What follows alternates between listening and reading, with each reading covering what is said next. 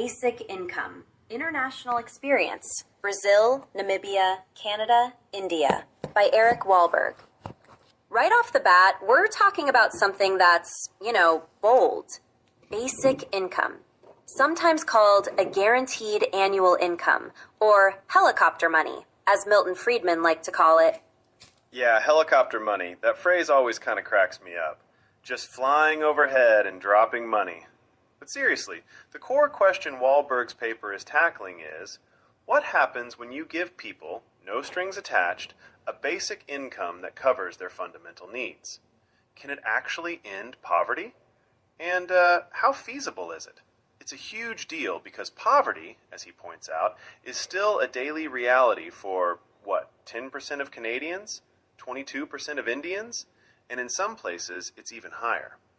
And that's just the relative numbers. Like in Toronto, a quarter of kids are living below the poverty line. So this isn't an abstract debate. It matters for day-to-day life. The paper actually goes through a bunch of different countries' experiences, which I love because, policy isn't one size fits all. But the main point is, could GAI, or basic income, wipe out poverty at a stroke? That's the claim he investigates. Yeah, and he goes for the real-world experiments. He looks at Brazil's Bolsa Familia, what happened in Namibia with the cash grants, the legendary Manitoba experiment in Canada, and pilot projects in India. There's also a bit about the political ups and downs, how governments pick up these ideas and sometimes just drop them again. The history is kind of wild, right? Like, basic income's been floated since the 60s by both ends of the political spectrum. A big surprise to a lot of people who think universal benefits are just a left-wing thing. Turns out, even neoliberals like Friedman were into it, maybe for different reasons. Yeah, and, the rationale has evolved too. Originally, it was about fighting poverty. But now, with automation looming, there's all this anxiety about what happens when, say, half the jobs just disappear. Zoltan Istvan, who's this far-out futurist, makes a cameo in the paper, basically saying, hey, if the robots take over, basic income's how people actually survive and keep living meaningful lives.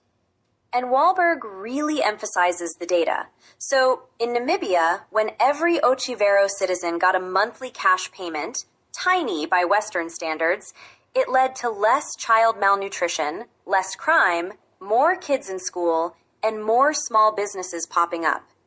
And in Manitoba, Canada, they found people didn't just stop working, except for new mothers and teenagers, who, let's be real, probably have excellent reasons, like raising babies and finishing school. Absolutely. And I think it's important that the positive effects are tangible, like fewer hospital visits, better mental health, people using money for basics, food, school, medicine. That's not just feel-good stuff, it's measurable.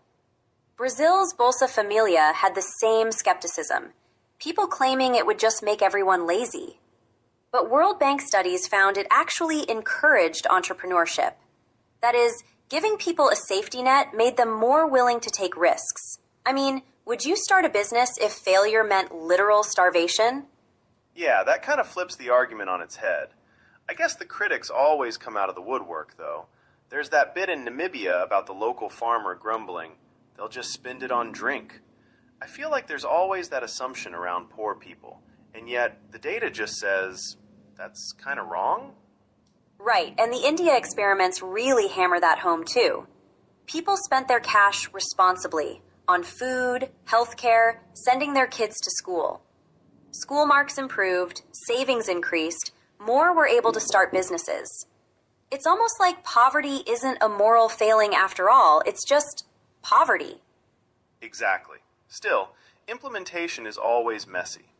The paper isn't shy about pointing out the problems. In India, most people don't even have a bank account, so how do you get everyone their payments? And there's always conflict about whether basic income might undermine existing welfare systems. Yeah, and the fear that governments might use basic income as a cover to gut other services, health, education, food support.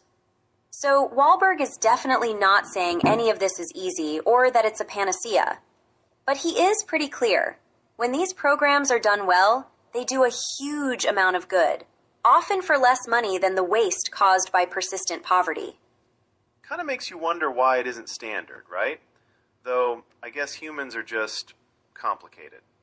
Or stubborn.